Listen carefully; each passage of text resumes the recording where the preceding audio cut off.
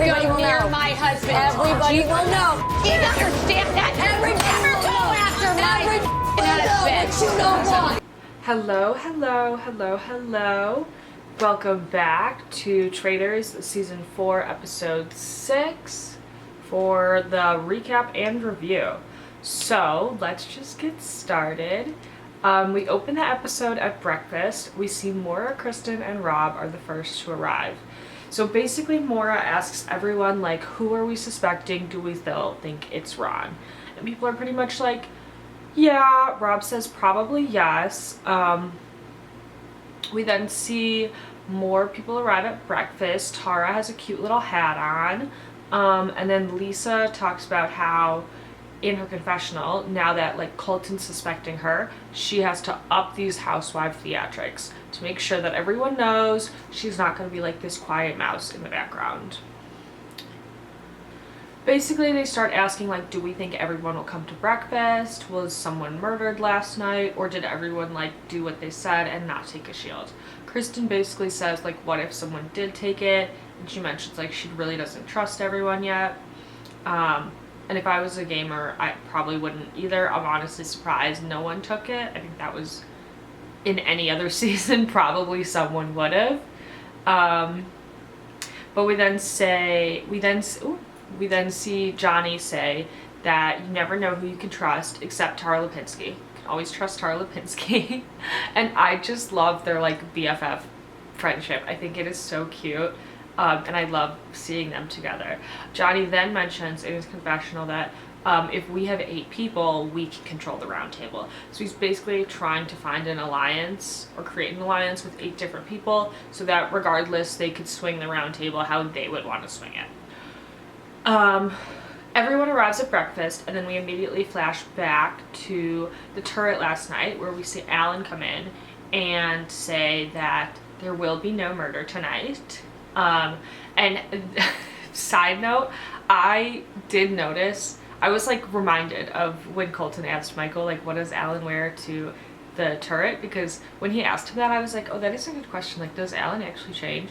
And I realized no, Alan puts on like a Traitorous outfit. Like, he puts on his black hat and like a black cloak.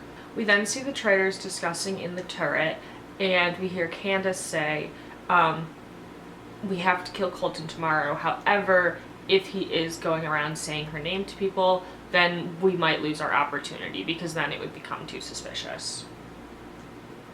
Brenna then says she wants to slit his throat, so Colton, watch the fuck out. Okay, so we then see Alan arrive to the breakfast room wearing like a yellow tartan plaid beaded kilt and like sash situation. Loved that. And he says, like, if you're looking for a cryptic message about today's mission, then you'll be disappointed. And so like they're like, oh, crypt, we're gonna be doing something with like coffins, graves, tombstones. Candace says, oh, that probably means we'll be inside, and I thought that was funny. And side note, I have always been so curious about what season they film in, because sometimes it seems like they're in like a really cold, like sometimes it seems like it's the end of winter and they're all freezing, but then sometimes it seems like it's summer and they're like wearing shorts, or it's like warm and sunny. If I were to guess, I would assume like maybe like March, April, but I have no, I've always been curious like when they film, because I can never tell based on the weather. We then see Colton whisper to Dorinda, like, how are you feeling about Rinna? And Dorinda says, like, it would be clever if Rinna was a traitor. And so I really don't like that Colton is chatting in Dorinda's ear, trying to get her to turn on Rinna, because obviously we know the two of them are close. So if Dorinda really started targeting Lisa, it could be bad. It could be bad for her, because they know each other. So she's got more credibility than, like, someone like Colton, right? We then see Rinna like just ask the group, does anyone want eggs? Does anyone want eggs? And I said, first of all, finally someone's talking about the eggs instead of the salmon. And the first group that came in, Maura, when she came in this morning into the breakfast table, was like, oh my god, we're the first to get the salmon. So the salmon is clearly the hot commodity. But I did like that Rinna was like, hey, these, actually the eggs are not a hot commodity. Nobody wanted the eggs that Rinna was offering. So breakfast is now over. We see Steven chatting with a group of people in the kitchen, and he basically says like, do we have any proof against Ron? Like, is there any evidence that someone could bring up that maybe points to the fact that he's not a traitor? And oh god, Rinna, like, she seriously is just like, no, I mean, no, there's nothing. And I'm like, oh my god, Rinna, I thought you were an actress. What? You can't come up with one thing he's done. And like, this is kind of what I was saying about Rinna earlier, where unlike Rob, she's not thinking like a faithful. She's not like mentally trying to figure out, okay, if I was a faithful, who would I be suspicious of? She just is only thinking like a traitor, which could be her downfall, because it's exactly like this situation where it's like, why are you speaking up and saying there's nothing not against Ron, when like you should be speaking up in different situations. You should be speaking up by saying like, oh, maybe Dorinda's a traitor, oh, maybe Steven's a traitor. Like, you should be like pulling up different theories, not just like jumping on the bandwagon and being like, yup, I agree. Girl, no. Don't do that. That's a bad strategy. So Colton is in the kitchen while this happens, and we hear him saying, what if Ron is a faithful and was essentially just the perfect setup for the traitors to like drag out all along, because we've been going for Ron for about 4 or 5 episodes now, 6 episodes, my god. And I'm actually starting to get nervous that Colton might last a while, because I really don't want him in this game. I do not like him. I want him to be banished. He's a stalker. He's crazy. Like, no. But I can't deny that he is got a good gameplay. He does. It pisses me the fuck off, but he does. Ugh. So I need him to banish himself. I need someone to banish him. I need Kristen to take the lead. Like, I can't with him.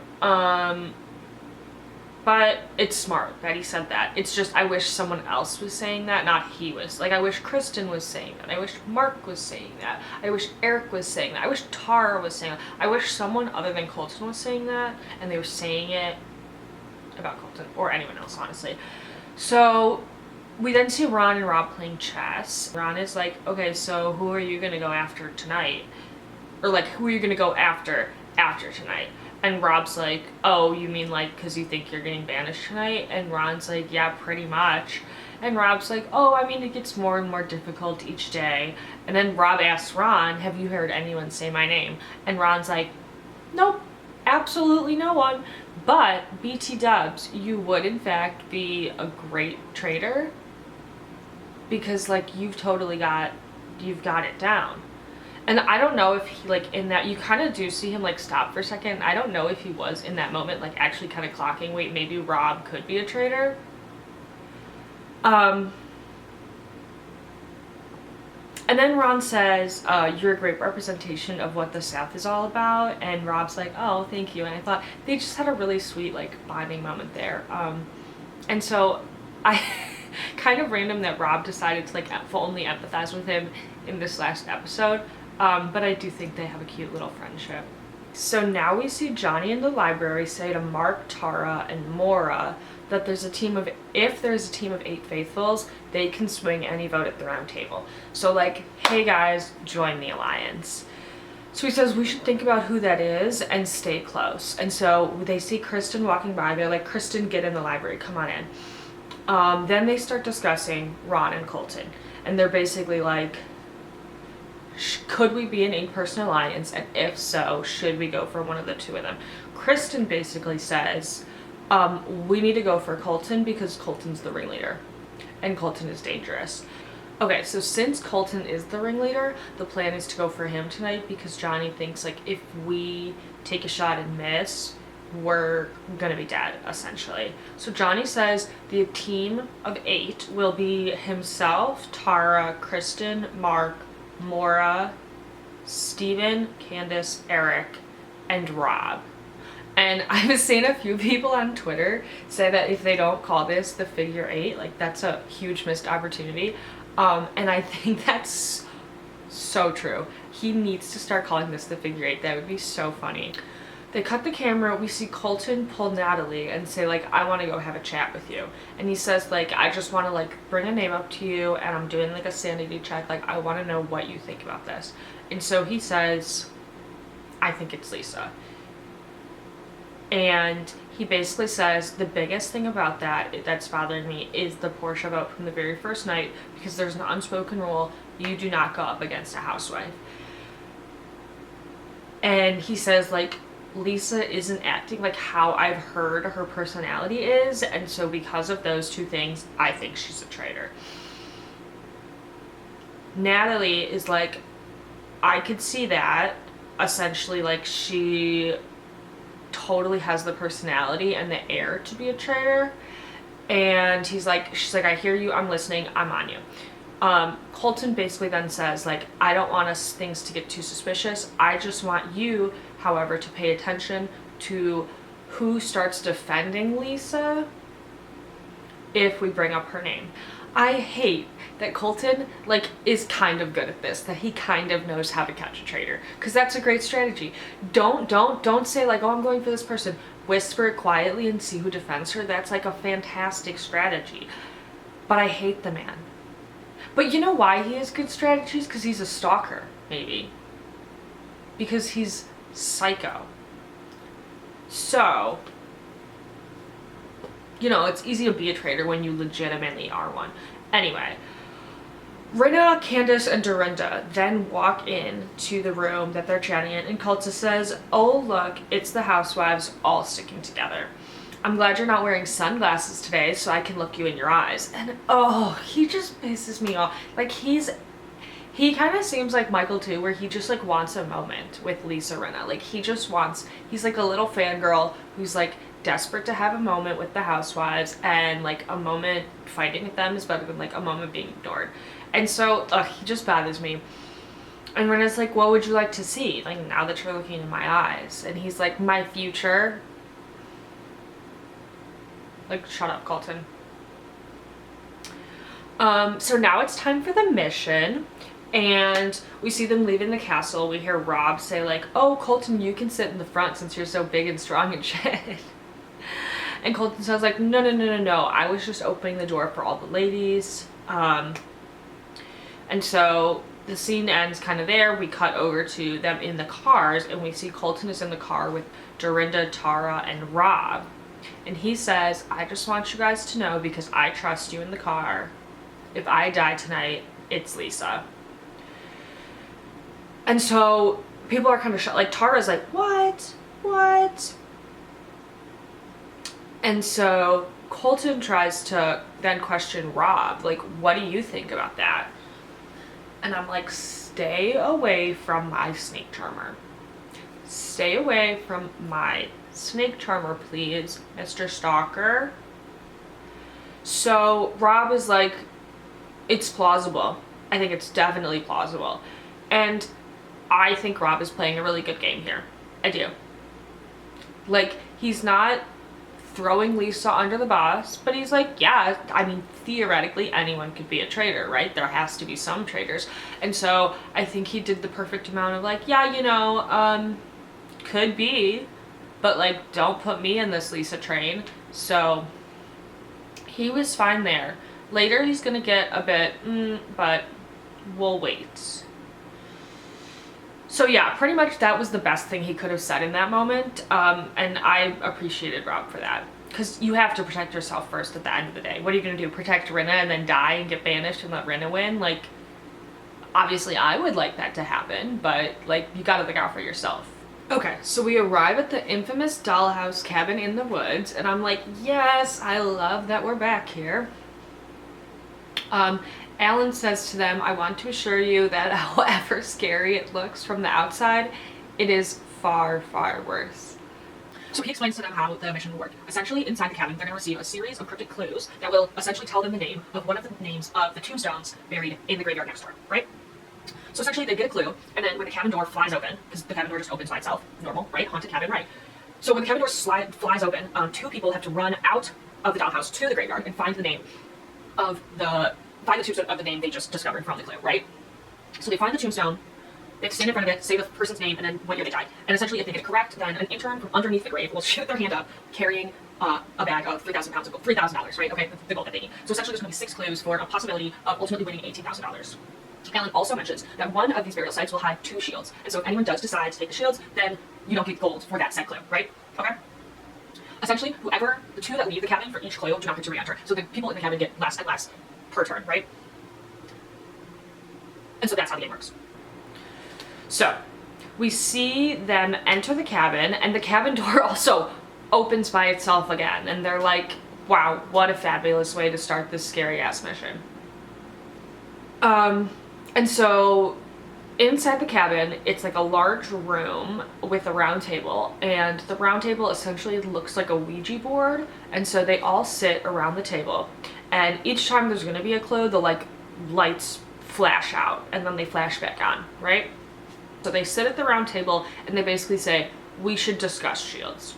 Colton jumps in and says, people are going to try and go for shields regardless. I'm never going to blame someone for going for shields. That's part of the game, you know.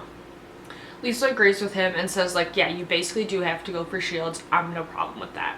Steven then basically says, or we could be unanimous, just like we were the night before, and we can all just not go for shields. Like, that worked fine yesterday. I'm totally okay with doing it again. And everyone's like, yeah, let's do it. It worked last night. Let's do it again.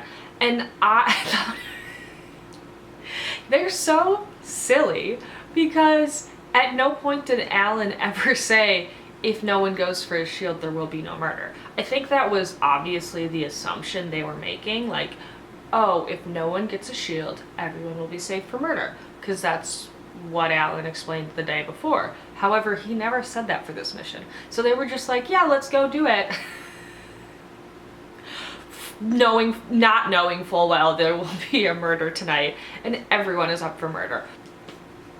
Okay, I love Jam Jam. We get a confessional from Jam Jam here where he's like, most people are raising their hands like that they don't want to do the shields, and I'm like halfway, like you can barely see my fingers above the table. Like, I want a shield. So the lights flash out, they hear a pop, everyone screams, they're terrified, and all of a sudden a man with the glass in the window shatters inward, the window is broken. A man with a chainsaw starts like trying to climb through the window. Terrifying, absolutely terrifying. I was like getting flashbacks. I was getting flashbacks to like middle school when you do like those haunted houses and the man like chases you out with a chainsaw. So I did not like that. But then the chainsaw man kind of has nothing to do with anything because he just scares them. So on the table there's like this dish of sugar with a spoon, right? And so I assume there's an intern. the number of interns they used in this episode. I assume there's like an intern under the table and it's like got a magnet and the person's moving it. But the sugar dish starts moving to different letters that are on the table. So the name that they get is like in incorrect order, so they have to unscramble the letters, and they're like, oh, it says Louise Black. Candace and Tara, who are like terrified of being here, like run out the door, and they think it says Louise Clark, because this is right before they get the last letter. So they're like screaming like, Louise Clark, let's look for Louise Clark. Then inside the cabin, they're like, oh, oops, no, it's Louise Black, you guys. Louise Black, not Louise Clark, right? They don't get it. So they find the tombstone that says Louise Clark, and they stand there and they say, Louise Clark died in 1841, whatever year it was. And like, Louise Black's tombstone is like a little bit ahead of them, and like a random hand shoots up with the gold, and they're like, oh, here's our gold. Like, just assuming it comes up from somewhere different. They like run over and chase it, and the hand pokes back down under the dirt, and like they don't get it, and they're like, wait, what, did we not do it in time? Did we? And Alan's like, no, you guys, that was incorrect. This is Louise Black, you said Louise Clark. So they're bummed out, and they're like, oh, whatever. And Alan's like, okay, go back to the castle, go get clean and have fun. So honestly, best case scenario, like get out of the challenge early and just go back to the castle. So back in the cabin, the lights shine out again. All of a sudden, the lights turn back on. There's a woman with a terrible wig, by the way, in the corner who starts screaming. She's got like, all this fake blood all over her, and she's just like screaming at them. And the second clue comes down as blood coming down from the ceiling, and like there's a pattern on the wallpaper so that it says the name, and then there's like under. So it says Master of None, and they're like, okay, Jack of all trades, Master of None. Jack, the first name is Jack, and then like different letters are underlined, so we're like, okay, Stone, the last name Stone, Jack Stone, let's go find it. Yum Yum and more run out. Yum Yum stop, not Yum Yum, so sorry, Jam Jam is like, let's go for the shield. And Laura's like, no, we can't go for the shield. And Jam Jam's like, no, come on, please, let's do the shield. And Laura's like, no, we can't do it. And so basically they decide not to go for the shield. Oh, so they go to the tombstone, they say the answer, they get that answer correct, and Jam Jam grabs the gold. And as he grabs the gold, he like tickles the turns hand before it goes back into the dirt. It's so funny, it's really quick. You have to like pause and rewatch it, but it's so good. Okay, we're just gonna fast forward through the rest of these clues. So clue through, bugs start climbing out of the box, disgusting, get me out of there. Terrible. Side note, Johnny's turtleneck is entirely, oh, I'm actually wearing, okay, I'm not gonna do that, but he's wearing a turtleneck that's like got a lot of stretch, and so he like lifts it up, so it's like a balaclava like going from here to here, and you can like only see his eyes peeking out. But honestly, Johnny's so fair, like I don't know where a bug's gonna come, I don't know who's peeping, like don't get anything in my skin, protect me from all like just what you need to see. There's no reason for any other skin to be exposed to bugs, like chainsaws, no, nothing, I don't need it. Anyway, it's some logic puzzle about like the sister, Deirdre, Dorothy, Donna. It was confusing. They had to figure out which sister. They run out, they get the gold, they do it correct. Clue 4, doll heads fall all over the ground. Johnny and Dorinda are like, okay, this is the name, they run out, they get it correct. Clue 5, it's in a calendar that starts burning, and it's like Valentine's something, Valentine's spring. And so they run out, they get that correct. Everyone's doing great. Honestly, everyone got it correct except Tara and Candace. Oh wait, no, I just confused the calendar clue with, there's another clue with clocks. It doesn't matter. The clues are really confusing. You get used to it. It goes like that. Like you totally, I have no idea. But they give all the clues, they win the money. That's the essence of the game. So, the game's over, and we see Ron, Rob, and Eric, who were the last 3 inside the cabin, to come out, and Alan basically says, like, okay, here's your big wheelbarrow full of gold, take it back to the castle. No, he doesn't say take it back to the castle. He says, here's your wheelbarrow of gold, you got 15k, so one person got it wrong, and BT dubs, nobody took a shield. And then Alan says, so, since no one took a shield, the traitors have free reign to murder whoever they want tonight. And I don't think anyone was expecting that.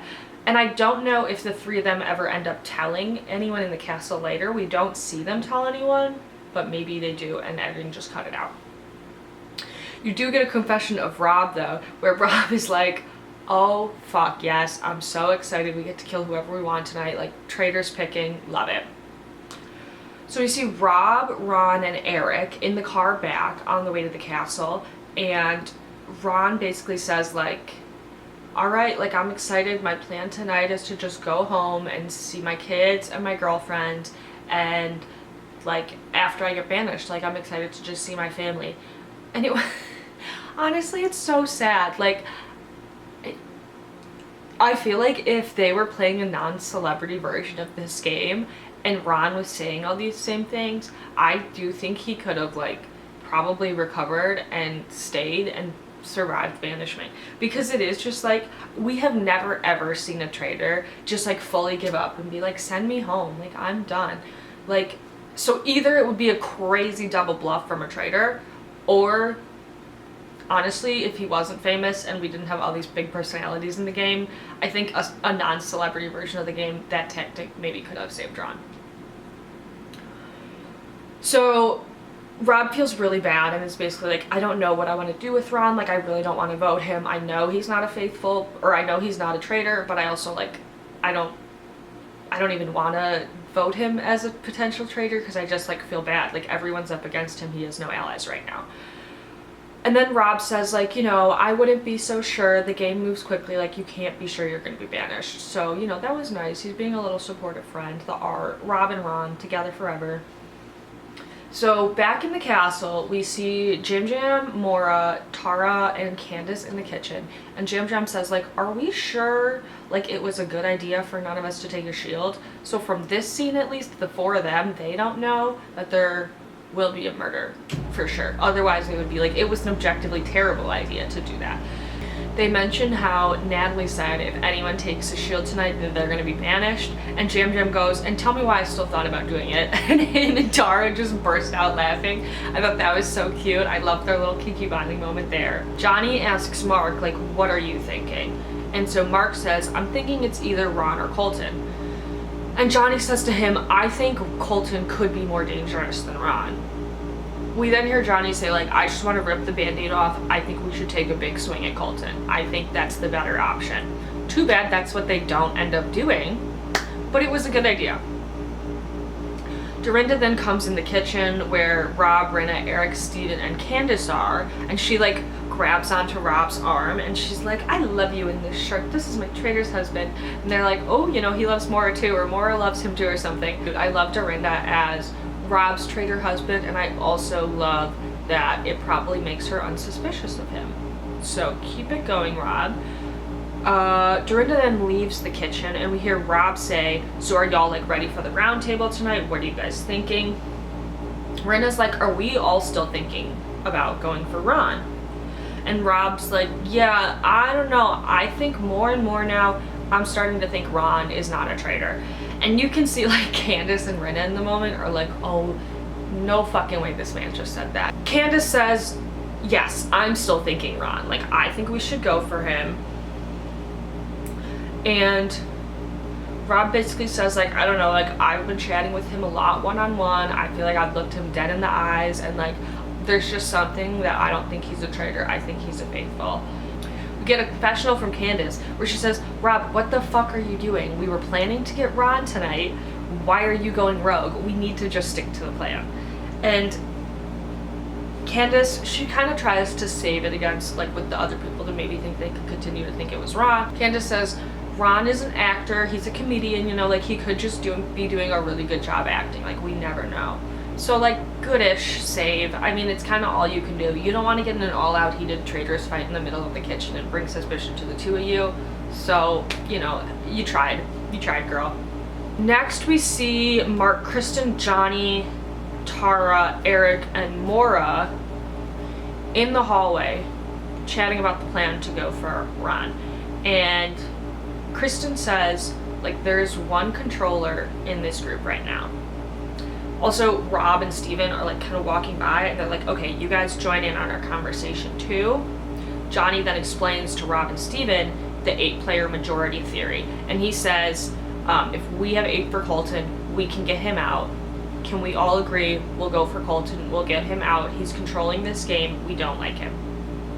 Rob goes full like, I'm just gonna be a dumb Alabama guy, like how he said to Ron, like people suspect him earlier, and he goes, guys, this feels crazy. This feels like what we've been doing the whole time. We have a gut feeling, and then we switch up. I said, Rob, you're such a good actor. Someone put him in the daytime soaps. We then see a confessional of Rob where he says, like, I really can't vote Colton out because, like, me and him, we're, like, locked in. We're like this. We're, like, bestie bros. Like, we are, like, bros. We are, like, fraternity brothers to the end of days. We have trust. I cannot vote him. So, like, sorry, guys. Love you, but I can't vote Colton. Sorry about that. But then he says, I also don't want to vote for Ron. Like, I feel really bad about voting for Ron. So now what do I do? Now what do I do? I'm confused. I don't know what to do. Johnny then says, like, listen, we have one shot at Colton. We have to stick it or else we're screwed.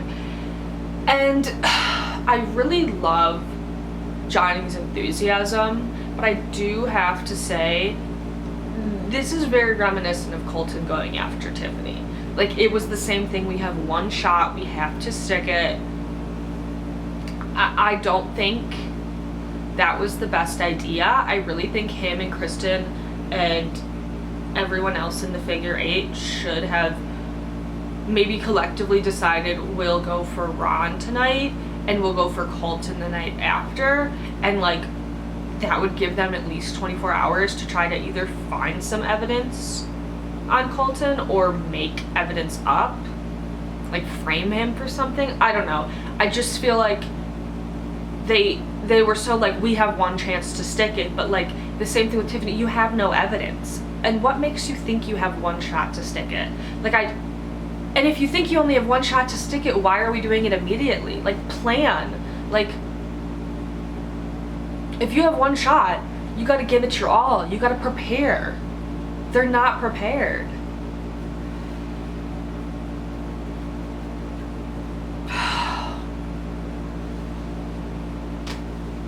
Okay. Now this is where my girl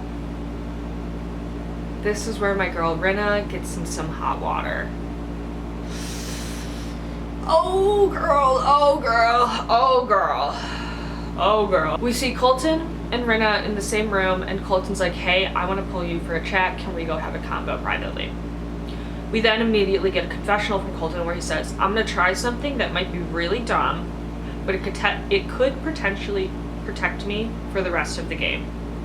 Instead of trying to banish a traitor, I'm going to try and hold one hostage. And I said, first of all, stalker. Stalker. You're gonna try and hold another woman hostage?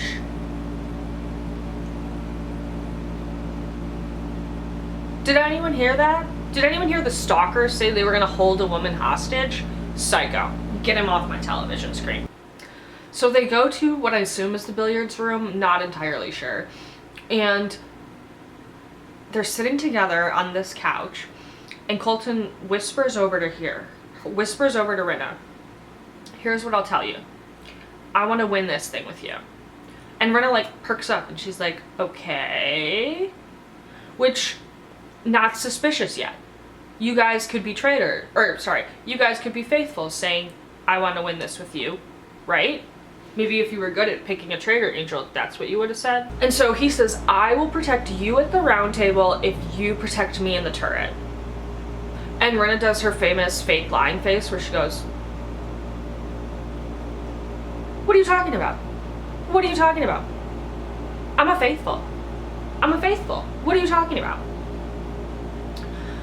Which, if you know her, you know she's lying when she does that. But if you don't know her, it's like her lying act. So I would believe it if I didn't. If I hadn't watched her on television for so long, I would believe that. So Colton says to her, I don't know, just some things aren't adding up to me. She says, like what? He says, the Porsche vote. And getting Rinna, she said, okay, and what else? Like, oh, Porsche vote? Tell me something else. Tell me something I don't know. And he just starts tripping over his words. He was not prepared for Rinna to attack. And so she says, look, you're barking up the wrong tree because I think it's you. You're being real good. You're being too good. And so Rinna, she's pissed now. We get a confessional of her where she says, I have had it with him. I see his game. I got it. He thinks he's so cool trying to throw me. And I'm like, yeah, really, what? She's so silly. I love her. But she says, I have to be careful because he does have a big voice and we all know that the round table can turn on a dime. So I don't like it at all. Gotta beware. But second of all, I have a lot to say about this. Not even regarding the stalker. Even if you weren't a stalker, I have a lot to say about this. We have to, first of all, this is the worst plan ever. It's a terrible, horrible, no good, unfun, bad, terrible day plan. So,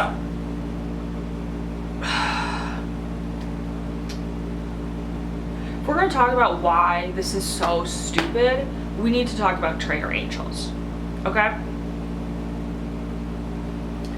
Because apparently half of you, not even, let me not even say half of you, apparently most of you guys on Twitter having conversations about this show, I think literally watched a highlight reel of Gabby Windy. Maybe you saw 2 episodes of Phaedra's season, but you guys, it's so obvious no one has ever watched the show. The way people are tweeting so confidently and have literally met, it's so obvious you guys don't know how this game works. It's so obvious you don't know how the show works. Whew. But let me stop. Let me explain the concept of a traitor angel. So a traitor angel, which is kind of a made-up term by the fans, but it's what we're gonna call it. A traitor angel is when you are a faithful and you maybe decide, you maybe clock that someone you're friends with could be a traitor. Unlike Colton, what you would do to get a traitor angel is you would then convince said traitor that you think they're faithful. Convince them you're on their side. Convince them, I trust you. I trust you 100%. I know you're a faithful. Me and you, we're in it together. We're gonna hunt the traitors together. But in the back of your mind, you know they're the traitor, okay? That's how traitor angels work. And for example, well, like, so who had a traitor angel? Does people need help? Okay, so let me give you an example. CT and Phaedra, I think, is a great example of a traitor angel relationship.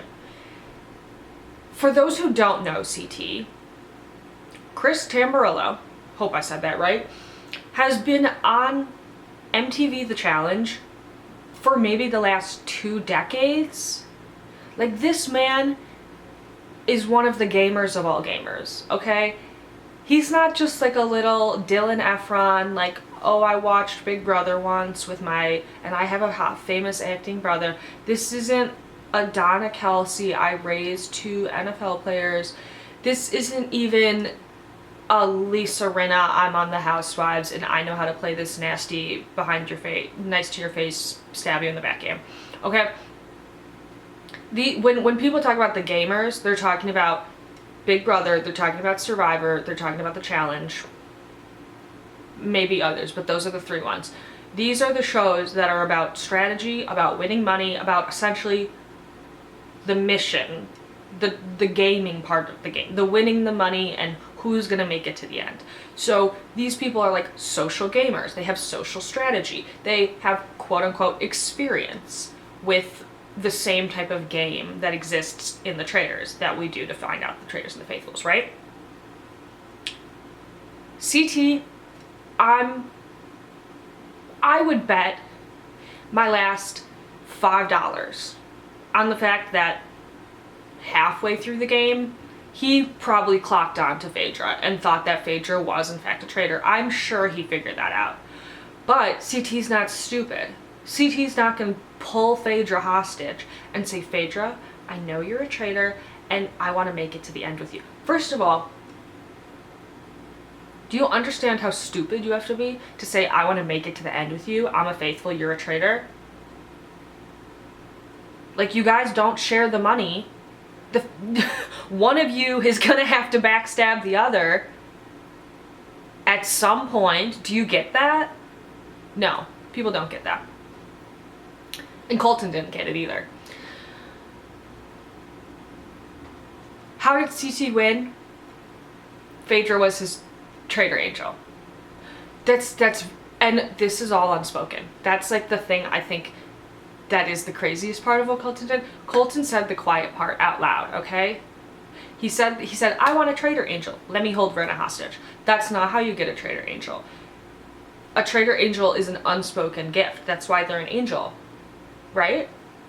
So for all his good thoughts, for all his good strategy, was completely baffled, shocked that he thought he would be stupid enough to hold Rinna hostage and convince her to have some fake alliance and convince her that he wouldn't throw her to the wolves at the end of the game if it was just the 2 of them at the final round. Like, stop. Colton, stop. Pathetic. We then cut to a commercial, and the only thing I want to mention here is that they gave Tara and Johnny a Delta commercial. Iconic. So cute. It's also like an Olympics commercial and they're like Olympians, you know? So cute. Loved it. Now it is time for the round table. We get the montage of everyone walking down the hallway to go to the round table, and we get a confessional of Ron where he says, I've been a target since the very first round table when I messed up, and I just want to go in there, present myself as the man that my sons would be proud to see. So that was really sweet and endearing. I just, honestly, the second half of the episode, just feel really bad for Ron that he's leaving, and like, it's terrible.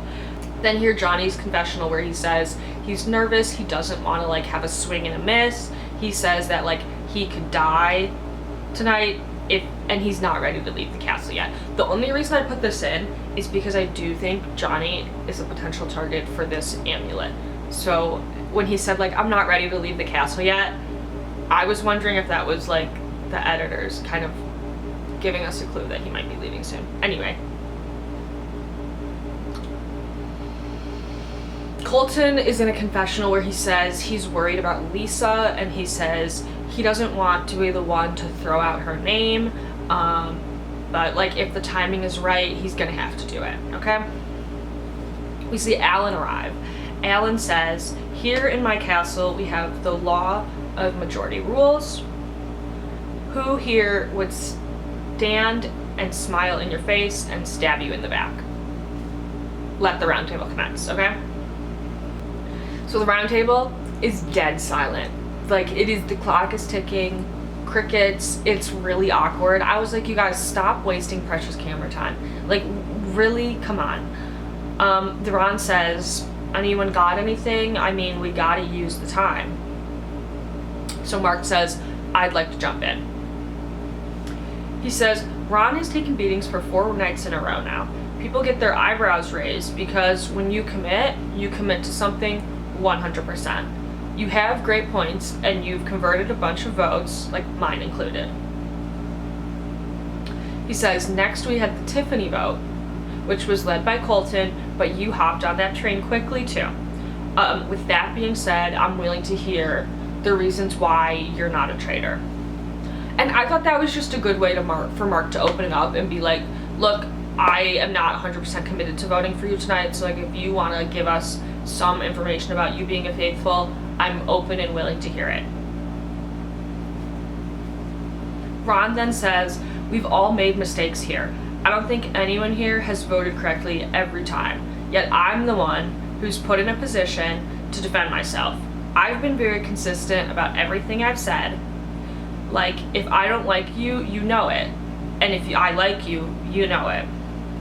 Then Dorinda jumps in and interrupts him, and she's like, this game isn't about liking each other. We have to contribute to each other, and like that's sort of the rules of engagement. So then Ron replies, I disagree with that 100%. I just don't think that we can interact in a way that remains respectful. Like, what did we not see behind the scenes? What is the camera hiding from us? And first of all, I just want to say, Dorinda, this is the second time I think she's interrupted Ron in the middle of the round table, and I don't like it. I need her to stop interrupting him. It doesn't read well, Dorinda. It's not reading well. And honestly, I saw Ron's post on Instagram, I think, maybe Twitter, I don't know. He said something about like, there was a lot of things between him and Dorinda that went unshown, and she just had like a conscious bias against him throughout the entire time they were filming, and like that's why he does appear so hostile towards her, but the editors just didn't put it in because like it didn't look good for the camera. It was like a little bit too messy, probably. And so with that all being said, I feel like Dorinda interrupting him comes off like very maliciously. I don't like it. And I don't like it. I need you to stop that. Colton then says, Ron, I like you, but banishing you gives us more answers than you have been able to provide at this round table tonight. And I said, get him, Ron. Ron got activated here, okay? Ron then says, but do you feel the need to do that too? Because you've gotten it wrong more than me. As in, like, do you feel the need to defend yourself too? Colton says, with who? With Portia and with Tiffany? Yeah. Ron cuts him off and says, and with Michael. But because we don't like Michael, we don't count it. But because we love Portia, we're still on me. I don't feel that's fair. Finish him. Finish him, Ron. Like, ooh, he got him. Put him in his place. And then Ron goes, any other questions?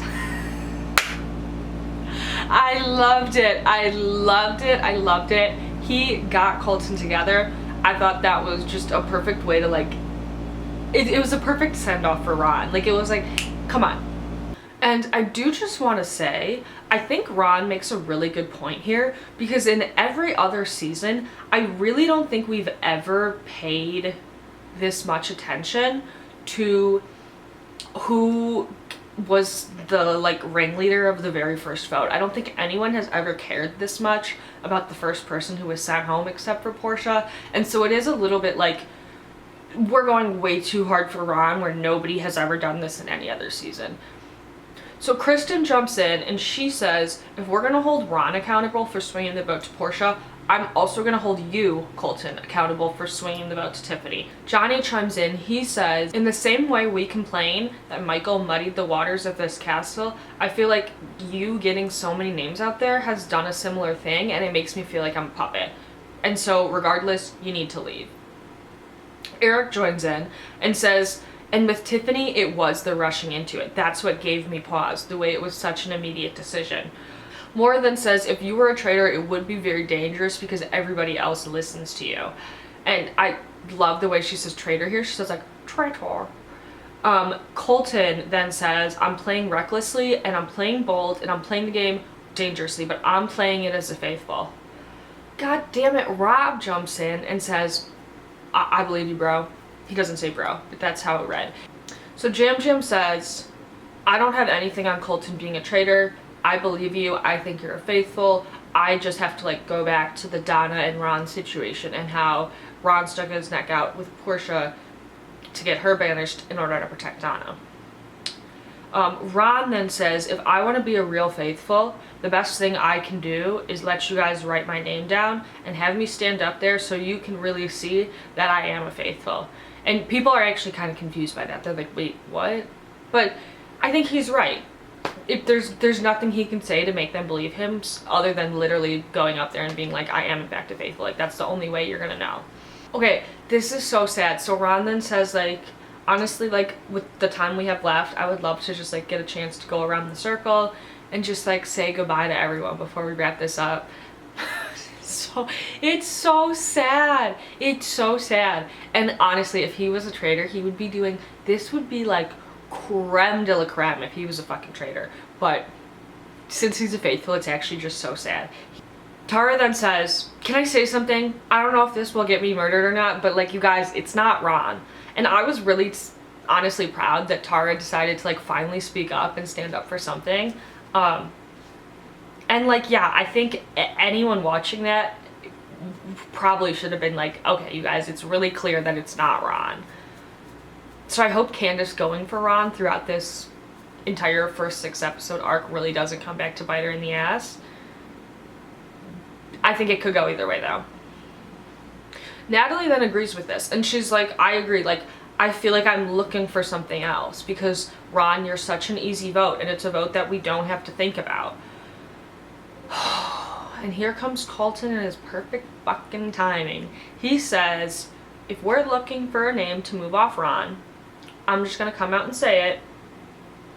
Looks over to Rinna and says, I mean, I did just try and have a conversation with you about it. I don't know much about housewives, but I know one thing. You don't go against a housewife. And that first night has never sat well with me. And Rinna's such a badass, she just goes, and? Like, and what? And Colton goes, and I believe you're a traitor. And she goes, and I believe you're a traitor. I'm a faithful. Natalie then says, Lisa, that vote for me still is difficult too. On night 1, all you have is your people. I would never vote against a Survivor player night 1. And I get what she's saying here, but I also think Rinna can she kind of does. I think she could have gone harder, but she kind of does go, like, I think her only defense is to kind of be like, well, that's you, but I'm Rinna and I do what I want, and like, sorry if I didn't follow up with the traditional housewife like game plan, like that's just not me. And like, I think the only thing she can do in that moment is just double down, like, well, that's what I would have thought, and that's what I would go back and do the same thing because that's what I thought, you know. I think if she's regretful about the decision, I mean, she is regretful, but just she's like, going back, I would never vote Portia. I think that kind of is worse for her than just doubling down and being like, I really thought she was and I regret it, but like, I'm not gonna let rules about what housewives do and don't do tell me how to vote. So Rinna replies and she goes, I felt sick about Portia, but Ron convinced me. And so she's right. Like, she's going about this, I think, in the best possible defense that she has. Colton then says, the vote is the biggest thing for me. You had Donna to vote for. And Lisa says, you did too. And he says, but I'm not a housewife. And Rinna says, I know it was very big, but I went with my gut. I don't care. I don't care. I don't care. And yeah, I think this is her best defense she has. I do think this is kind of the only way she can go about it that actually does move some suspicion off of her. Because she is just saying, like, I stand by my decision. I'm sorry, I don't know what else to tell you. Like, that doesn't make me a traitor, though. Candace jumps in and says, we're doing it again. Colton's like, doing what? And she says, we're shifting again. Rinna's so silly. And Candace says this. She goes, distraction. I'm a faithful. And Colton says, you're a bold person, you take charge, and you lead. Rinna's like, yeah, I do, that's right. You sat back very quiet and very sheepishly in this game, and it's just confusing to me. This is me sticking my neck out because I have people looking at me right now. And Rinna says, I'm a faithful. I'm a faithful. She starts going around looking at everyone in the eye. I'm a faithful. I'm a faithful. I'm a faithful. I'm a faithful. I'm a faithful. And I thought, like, Rinna, you could have said,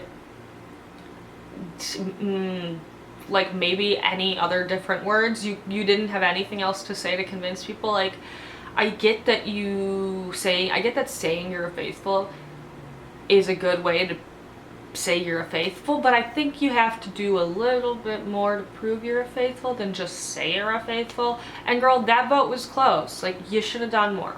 Anyway, Colton says, you've sat back and not said much. Rinna says, I've already told you I think you're a traitor, and I'm not gonna dance on a table, and I'm not gonna break a wine glass. I don't have to. I think you're a traitor.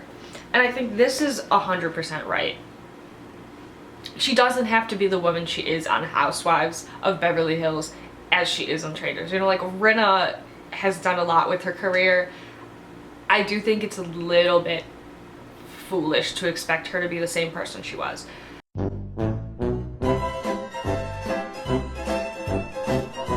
Has only been sober for 3 years.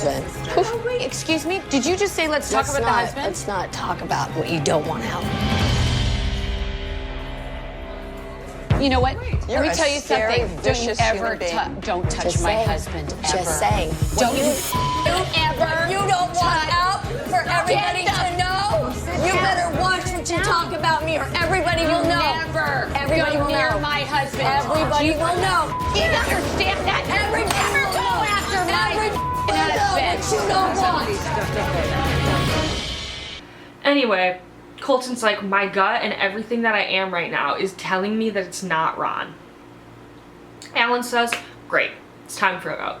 So pretty much people will write down their votes except for Rob. Rob is like mad stressing. Rob is like, oh, I don't know what to do. He's so stressed. Honestly, the way how stressed he is like pretty obvious. He's about to vote Brenna, but Alan's like, Rob, can you please put something down on your card? And so eventually he does. So Alan says, Tara, we're gonna have you start the vote.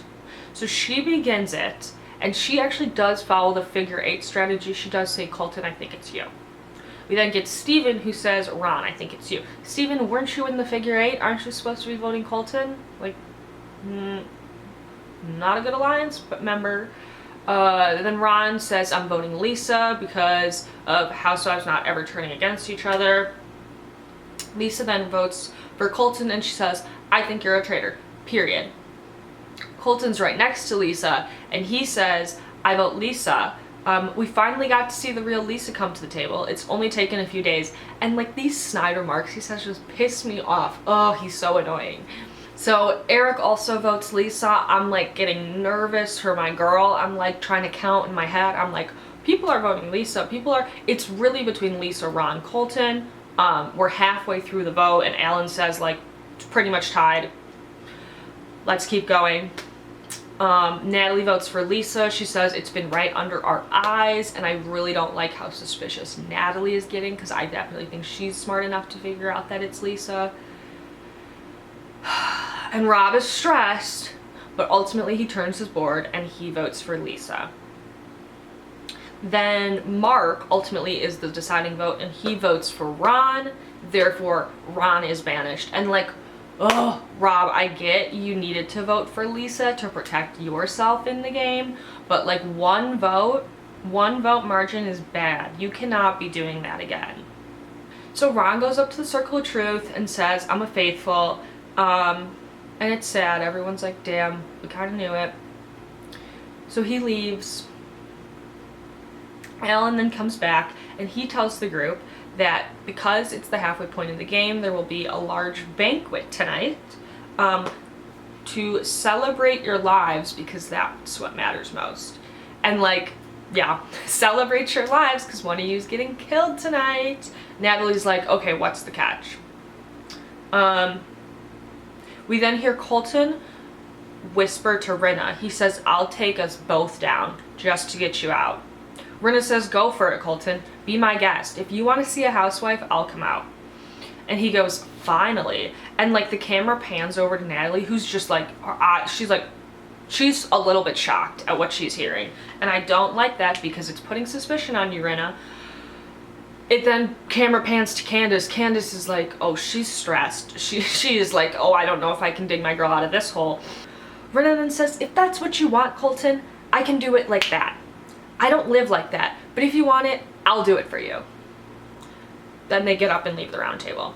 We then get a confessional of Candace saying she hopes Rob has a logical explanation for what he just did because he was literally only one vote away from sending Lisa home. So she essentially says, like, watching him stab Rinna in the front, I don't trust him now. I was thinking, like, wow, okay, what if Candace and Rinna make an alliance and try to get Rob voted out? That would be very interesting. However, Rinna kind of has too much suspicion on herself at the moment to start throwing out other names, but I don't know. It could work. It could maybe work. Rinna then says Rob has got some splaining to do, and he does. She's right. Rob then in a confessional says, I don't regret anything. He says, like, he kind of thinks a part of him actually wants to be a faithful because he, like, wants to protect the faithful so hard. And he says, this is about to be bad for Robbie Bobby. This man is so fine. I can't. So now the housewives plus Natalie and Maura are in the bar. And Rinna's like, girl, I need to get a drink after what just happened. And so Natalie says, you understand how things for me, like, resonated with what Colton said and, like, why that made me vote for you. And Rinna says, no, I don't actually. I vote for Portia because that's what my gut told me to do. And I knew that nobody had ever done that before. I just don't think you can label person and go, this person is supposed to be like this person is supposed to be like this. Great defense, Rinna. Keep going. Candace jumps in and says, I agree, we have to start taking what Colton says with a very large grain of salt, and we have to stop letting him shift us. Colton then walks in, surprise, surprise, what a coincidence, and Rinna looks right at him. And she says, I just want to say one thing to Colton. Colton, I've been in this business for 36 years. I want you to know I am so much more than a housewife. Just want you to know that. And he's like a little nasty here. He's a little snide. He goes, I know that. I know you're an icon and a legend and you're so confident. And I was just expecting more. And Lisa's like, there. That's it. That's what I was waiting for. Expecting. That's the word I want to say. Don't expect me to be a housewife because I am Lisa fucking Rinna. I was Lisa fucking Rinna before and I will be Lisa fucking Rinna after. And I said, period. Tell him, girl. Tell him about Days of Our Lives. Tell him about Melrose Place. Tell him about your QVC career. Stacey's not the only one. Colton then says, to all the traitors here in the room, if you don't take me out tonight, I am going to go for every single shield after this and make it very difficult for you to take me out. So you better use your opportunity tonight to go after me. And I just, shut up. Just shut up. You're not getting there's no way you're getting every shield for the rest of the game. Like, sorry, Colton, you're dead. Goodbye. We then get another flashback to Alan and the Traitors in the turret from last night, and he explains to them tomorrow, as in today, the episode we're watching, there will be a banquet, and the Traitors will have to commit another murder in plain sight. However, this time, the murder in plain sight has to be in front of everybody. So, essentially, Alan pulls out this jewelry box and he opens it up and there's this, like, large ruby gemstone amulet.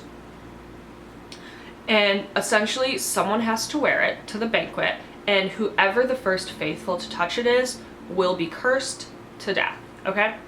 So, who will wear it? Alan says this is the toughest, most high-stakes murder the castle has ever seen. And Rinna's like, I think I can do it. I think I can wear that. How unfortunate. How unfortunate for her that she just went through a real tough round table and now she has to commit murder in plain sight. Oh, girl. Girl, it's getting hairy for you. It's getting Harry Hamlin for you. But anyway, we flash back to tonight, or we flash back to the... So Rinna walks in the kitchen and points at him and says, I don't trust you right now. And I will put it, it's such a good point. Also, I haven't mentioned this because I was planning on mentioning it when I do the point picture. I love Rinna's outfit this episode. Like, it's very tomboyish. She's got this like very oversized leather jacket, and then she's wearing these like khaki pants that are like rolled up kind of as if she's a fisherman, and then she's got these like Doc Martin type military boots on with like striped socks, kind of giving fisherman but also like very chic street style. Was obsessed. So she points at him and goes, I don't trust you right now. And Rob's like, I'm sorry, everybody knows I really trust Colton and Ron. Like, he basically says like, girl, the game doesn't end tonight, the game doesn't end tomorrow, the game doesn't end the day after that. I'm in this game for longevity and I have to protect myself. Like, I'm sorry, I can't publicly be saying I support these people and think they're not traitors and then vote for them as a traitor. Like, sorry girl, I can't do that. And I think that's a fair point. A lot of people on Twitter are getting really mad at him about this, but he's right. He has a very, very public bro alliance with Colton, so you can't vote for him, especially with like one piece of evidence. And he literally just said he doesn't think Ron is a traitor. And so like, yeah, what other option does he have except vote Lisa or vote a completely random name? So like, yeah, it was bad timing, and it was bad that Lisa almost got banished, but I don't think Rob was like doing anything wrong inherently by putting her name down. And this is the other thing I was gonna say about people who have clearly never watched the show before. People are like, oh my god, it's so early for traitors to be doing traitor on traitor fighting. Girl, we're on episode 6. Like, did Bob the Drag Queen not leave like the first round table last year because Boston Rob exposed him and targeted him? Like, and if you think this is bad, don't even bother watching UK. Traitor on traitor violence is like half the name of the game there. But I digress. We then see Johnny about to like walk towards the kitchen, but he like pauses and like walks back and like stops and starts listening to something. You see he's in the hallway, but it's based on the way the camera shoots the angle, you're not entirely sure if he was walking towards the kitchen and then walked away to hear something else, or if he was walking away from the kitchen and then turns around to stand towards the kitchen and listen to them. Very unclear whether or not he's able to hear the three of them from inside the kitchen by the hallway. And very nervous, very, very nervous that he could have possibly heard something. So after Rob's like, if I basically turn on 2 people I publicly support, it's gonna look really bad for me, Candace then like throws a lemon or like a cookie. She's so silly. She like chucks something at him, and I was like thinking back to her with the butter knife. Oh my gosh. I thought that was hilarious. People are taking it like really meanly and being like, Candace is so violent for this. That girl, no she's not. She like, that probably was like 1 cracker. Like, it's not gonna hurt him, okay? It was just really funny. And it's also like, yeah, what the fuck else is she gonna do? Is she gonna start screaming down in the kitchen? Rob, you lose. Like, no, it's probably a lot easier to throw a cracker or a lemon or whatever the hell she threw at him than it is to expose them as traitors. She did what she could in silence, okay? Get over it. And I also, like, I think the throwing could have had 2 meanings. It could have partially been like, how dare you vote Rinna? But it also could have been like, dude, shut the fuck up. Stop talking about like, oh, if I need longevity in the kitchen where anyone could walk in. Like, are you actually stupid? Why are you talking about this in plain sight? You're not only blowing your own cover, you're blowing all our covers, Rob. Like, stop. So I support Candy throwing that lemon, whatever the fuck it was at him. We then get a confessional of Candace where she's like, I don't know how this murder in plain sight is gonna happen. We are all fighting. I don't even think we can get Colton now because he just went after Rinna, and like now he's gonna stay as far away from her as possible. Why would he touch her amulet? Do we have to find a new target? How are we gonna pull this off? So Rob then whispers to Rinna and Candace and says like, I personally would do someone who didn't vote for you tonight, and I agree with that. in that case, actually, we'll get to predictions after. Candace then says, yeah, decide, it's up to you. And Rinna's like nodding, like, okay, got it, I'll figure out who the fuck I'm gonna kill. Then the clock bell tolls and everyone leaves to get ready for the banquet. The episode ends. We see Candace and Rinna walking up the stairs, and like Rinna, now that Colton's like all on her, she's like, okay, I'm gonna do the whole housewife spiel for you. I'm gonna do everything to its umpteenth housewife degree, just so you know I'm not playing about this. So Lisa's walking up the stairs and she goes, housewife coming up the stairs, and then Candace like she's like this, and Candace is like, oh, drama on the way. And then they both like saunter up the stairs. If I can get a clip, I will do it because it's so cute. Okay, housewife coming up the stairs. Drama's on the way. The pressure's on. So the question now becomes, who will be murdered and who will be banished at the next round table? Let's go with murder first, because we know Lisa has to have somebody touch the amulet in order for them to be murdered. And I do want to side note, before I get into who I think should be murdered, I do want to side note and say that it's really annoying that Bravo this season is doing all these short lists and doing all these like inopportune murders. I think it's really annoying that we like haven't just gotten an opportunity to see the 3 traitors in the turret being like, who of everybody should we murder? Because I feel like that's where you really get to see the traitor dynamic between the 3 of them. And I just don't feel like we've gotten a lot of that this season. It's just like the traitors are forced into a corner and have an option of who to kill. In the same situation with this murder in plain sight, like theoretically you could kill anyone, but who's gonna touch your gemstone? You're Alan, the producers are constraining who you can kill, and I don't like it. It bothers me. Anyway, who will be murdered? I think right now okay, who do I want to be murdered? And who do I also think has a good likelihood of being murdered? Dorinda. Would I mind if she was dead? No. She's got 6 episodes. She doesn't have to cry about it anymore. You got a fair shot. But girl, you're up against Rinna now, and I don't like that. And I also believe Dorinda is unsuspecting enough to be like, oh, I love this gemstone you're wearing. Like, let me see it up close.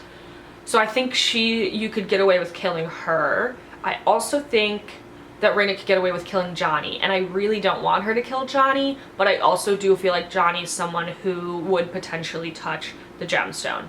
I really can't see any of the men potentially touching the gemstone. That's why it's like, I don't know if any of them would be killed. I mean, aside from Johnny. But someone on Twitter said, what if Lisa just like threw the amulet at Colton, which I thought was kind of funny. And I actually could, in fact, see her throwing the amulet at somebody, because it is like I can see her just getting heated and angry, and Colton's like, I want this whole housewife energy. I want you to, let's talk about the husbands, break a glass on the table. So I could see her throwing it at someone. In that case, the world's your oyster. I do think the 2 most likely are Johnny and Dorinda, especially because neither of them voted for Lisa. Who will be banished at the next round table? I still think it's between Colton and Lisa.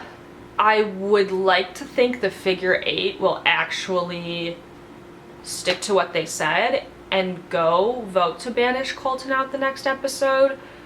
But I do fear a few of them are now suspicious of Rinna, in which case Rinna could be going home next episode, and I really do not want her to be banished at all. However, I think I said this earlier, of the 3 traitors who could get banished. Oh, actually, you know what I think? I think initially I said Candace might have been the first to be discovered. I mean, it is crazy though that we have gone 6 episodes and no traitor has been found out. I'm sorry, I don't count Donna because she was a secret traitor. Like, we weren't even expecting her to be there. It is pretty crazy. It's been 6 episodes and there hasn't been a traitor captured. And so obviously at some point, one of them has to take the fall. The faithful are thirsty for blood, right? Like, it's getting a little bit like, oh God, someone has to be a traitor here. So as much as I don't want Rinna to leave, I think she's probably the most likely to get murdered at the moment, or banished.